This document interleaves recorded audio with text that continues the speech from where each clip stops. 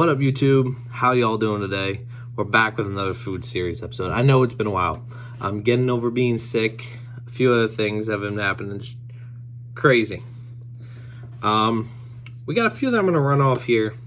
I've already made the clip art for them, but I've also made a list of my fast food places. I just spoke about this on my recent podcast, the deep dive on working in food, the food industry. And I figured as much. I connect it to the food series and these next few places I'm going to talk about. Today's episode will be about 16 Handles. If you haven't heard of 16 Handles, give it a look. I believe it's a chain around the United States. I could be wrong. I definitely haven't really seen one besides where I've lived on Long Island. I did work there. Worked there for almost 2 years on and off between summer, Thanksgiving break, winter break, spring break, for about 2 years until COVID. I worked there. I was looking for a job after my first year of college, and I was fortunate enough to find that one, and I had it for 2 years until COVID hit and shut everything down. I said worked religious, I worked when I could, worked 2018, 2019 summer, 2 Thanksgiving breaks, 2 spring breaks, all that. I worked pretty quickly. I went from working evenings to do almost everything and anything, and I had trust in it. If you don't know me and my good buddy Justin, I actually got him a job there. We worked very hand in hand. The boss there trusted me. I worked in all 3 of his stores he owns at this time. I don't know if he still owns them, but I've worked at all 3 of the stores. One was Jericho, one was Port, and one was Great Neck. I built a good relationship with him. I know if I ever run into him, I could definitely strike up a conversation. So, but yeah, I got that trust. I think still to this day, I have the key to the store. I probably can still tell you the code to get in and out, but again, probably change it. Who knows? Definitely not the key, because I have tried the key recently, and it's kind of funny. So, it kind of ties into working in food itself. It's not easy. I had my great days, I had my good days, and I had my bad days. There's a few things I didn't talk about on my podcast about working here. One of them was that it was on a strip. So we had our store. We had a front back entrance. In the back, you could sit, play games. In the odd office, the 2 bathrooms, and then you had the employee entrance. Then you had the machines, and then where you get your toppings, and where you saw all the workers. You're asking, well, you guys had a supply, delivery and everything of frozen yogurt. Where'd you keep it? We kept it downstairs. Mind you, this was not fun. So we had an upstairs fridge, freezer, and then we had a downstairs deep freezer that kept everything frozen.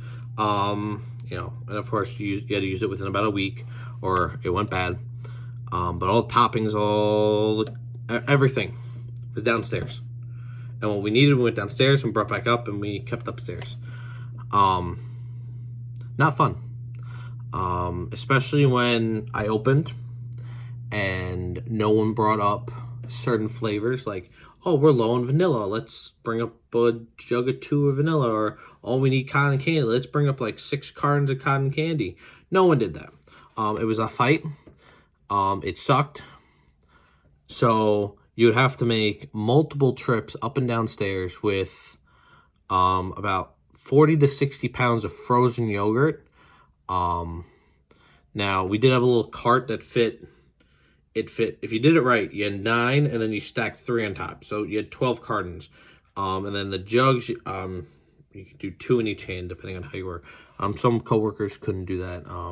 But it sucked. Again, I don't know how it is now.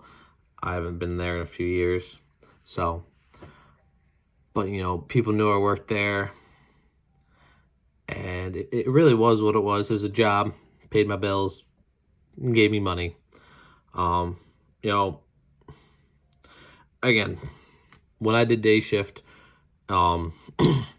summer, during school, between like 3 and 4 was the worst, because I would have children come in, destroy the store, leave their cups everywhere, pull the yogurt machines, test like 4 flavors at once, make a mess of toppings. It was terrible. And now they have all jobs, and I hope they experience what I did and realize how terrible they were. Children and food in the food service do not mix one bit. They're young children that are experiencing freedom and think they can do whatever they want. No, they cannot. The worst part about it was there was one day I had a massive group of people, and during the winter we had promotions, and like Friday was like 4 cup, so people would come right on through, destroy the store within an hour, and then you have to restock and everything, or you're trying to restock and clean up, and like it was no point. I had a lady come in after, and my boss was there too.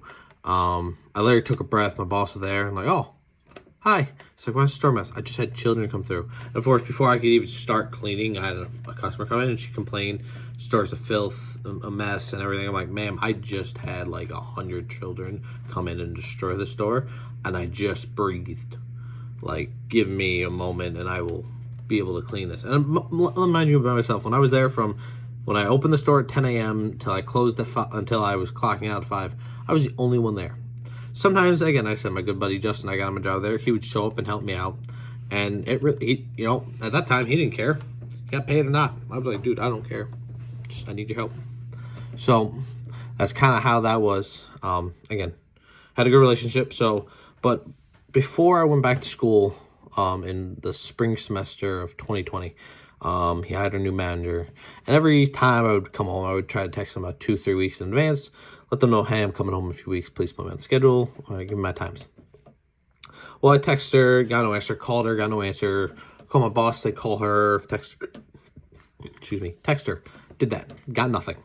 So I finally, I come home, like, I don't have a job. And now COVID's, and this thing called COVID's coming through.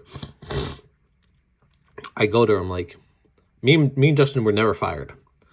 We still had jobs.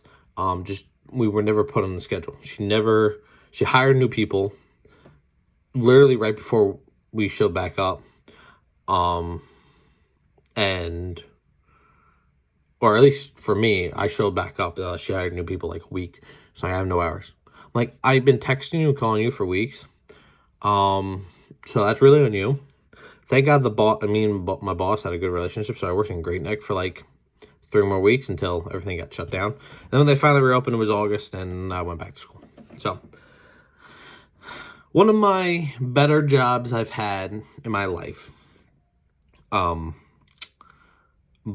it was what it was. It was a part-time job that I was thankful to have for almost 2 years. And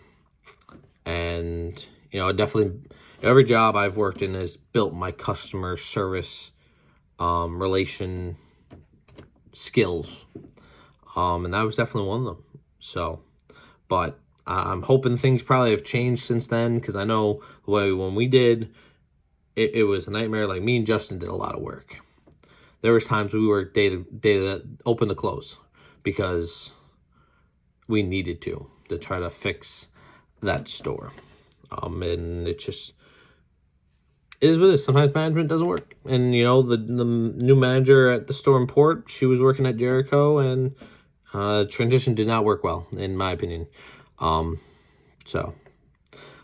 it is what it is. We've moved on, and now we're working where we are now, and hopefully we can, the next job's even better than this one. That's the hope. You kind of just go jump to jump from job to job and hope it's better than the last one. So, if you guys don't know what it is, look it up.